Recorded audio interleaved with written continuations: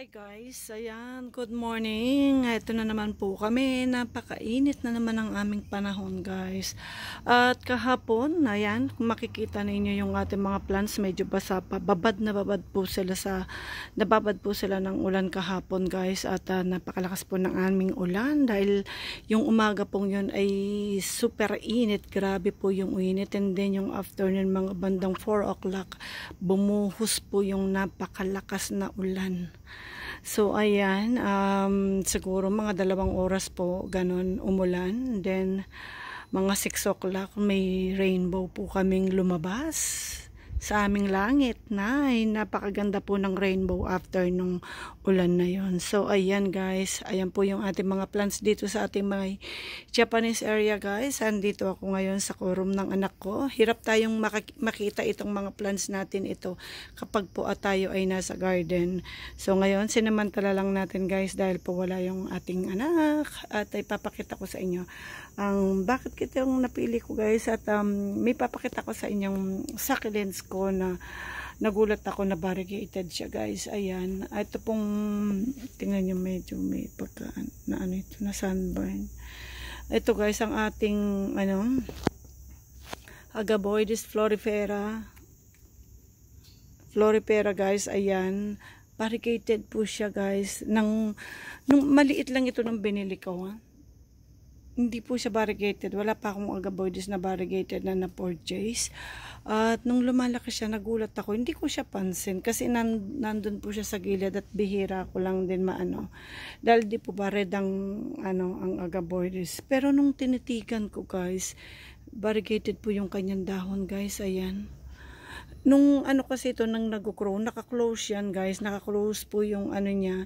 And then nung bumuka siya, nung napansin ko dahil nga po nagkaroon ng rito, ayan yung mga sunburn, napansin ko, ayan guys, may variegated po yung dahon niya. Ayan, siguro yung mother plant nito variegated. And then, kasi di po ba, merong kasing ganun yung variegated yung ating mother plant. Minsan yung babies hindi variegated. And then, the more na nagmamatured sila, tsaka nakikita yung lumalabas yung kanilang pagka-variegation. Parang po yung yung ibang ko, ito katulad nito, ang aking pong cubic frost na ito, maraming siyang suli na hindi po variegated. Pero the more, yung mga suli na tinanggal ko na hindi variegated sa tingin ko, ngayon abang nag-grow sila guys, lumalaki, nagkakaroon po ng variegation yung kanila mga, lalo na yung naaanuhan po sila ng araw guys. Ayun. So ayan, natuwa po ako dito sa aking to. Sana hindi ko muna siya tanggalin. Ayan, tinanggal ko na guys. Ayan, kasi nga siya. So, ayan, sana mapadami natin siya. Magsuli po siya ng madami ito or ma-propagate po natin siya. Kasi guys, napakamahal kasi ng mga variegated na succulents dito. So, hindi pala dito sa Korea. So, talagang kapag variegated po, talagang minsan nakakatakot ang mga presyo. So ayan, natutuwa lang tayo rito sa ating to. At dito banda rito guys, ayan, naninilaw na overwater to. Ayan. Kahapon yan guys tignan nyo, ang babad po sila ngayon sa ulan. May net po tayo rito ng 30% off.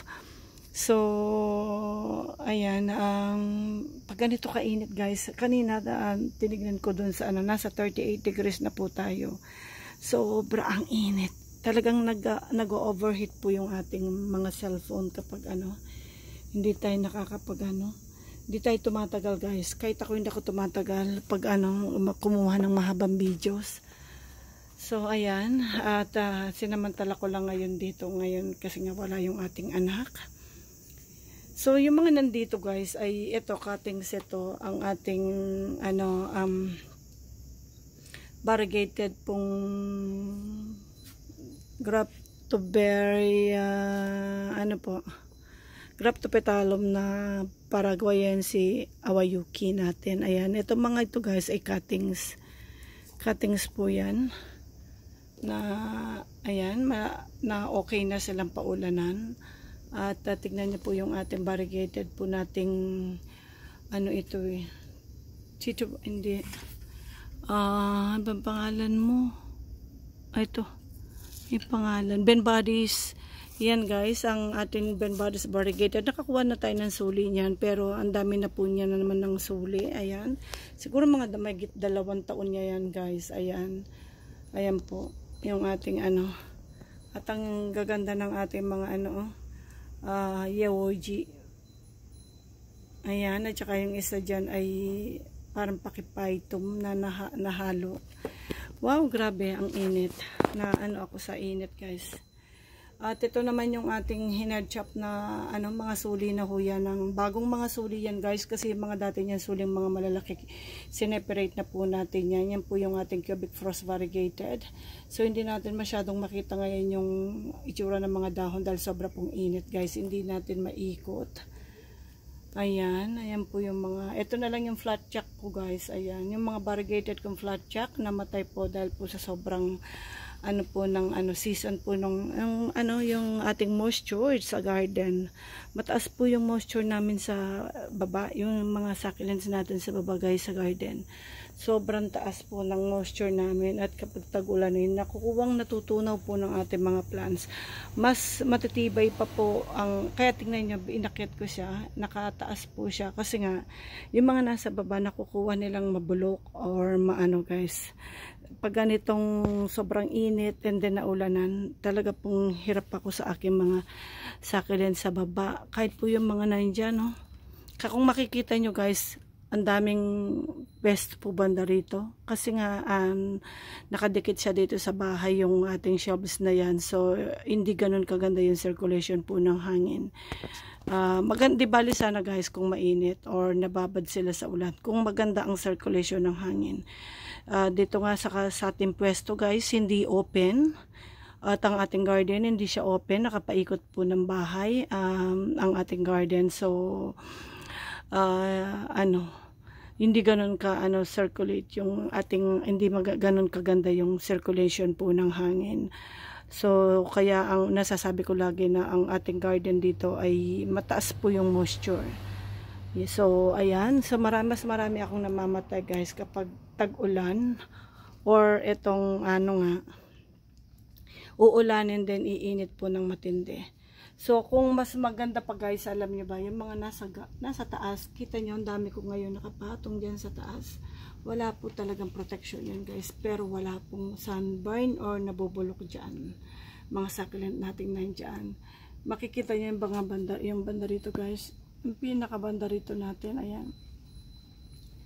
Ano po yan, bagong cuttings lang po natin ng mga dusty rose. Pero okay na okay sila guys. Sayang hindi lang po natin siya ma-update dito. Pero ayan. Ayan po yung natin. Next time, punta ako dun sa kwarto ng anak ko, dun natin or dyan aakit tayo dyan sa kabila guys. So ayan. Ayan po yung natin. In-update ko lang sa inyo po guys. Yung ating succulents na nakita natin variegated. Ito po yung ating florifera. Hoping na hindi mawala ang kanyang variegation guys. Kasi pag ganyan, katulad ito guys, ayan po yung ating Bob Jolly. Ang aking Bob Jolly na yan, variegated. Ito, I think ito yung cuttings ko. Meron minsan may variegated, katulad ito, hindi siya variegated. Merong